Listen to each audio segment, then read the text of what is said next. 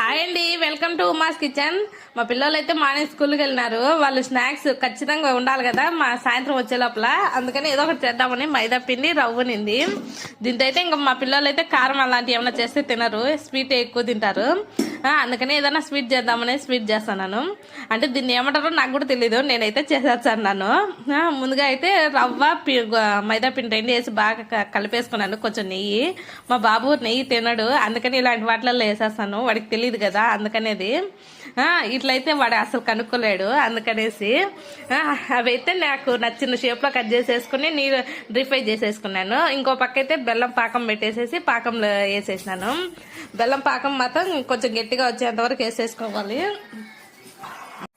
పాకం మాత్రం కొంచెం గట్టిగా వచ్చిన తర్వాత దీంట్లలో వేసేసుకోవాలి. నేను చేసిన వాటిలలో వేసేసుకొని బాగా కలపెట్టేసుకోవాలి. ఇదైతే పైన కోటింగ్ లాగా వచ్చేస్తుంది, బెల్లం కోటింగ్. సూపర్గా ఉంటాయి టేస్ట్.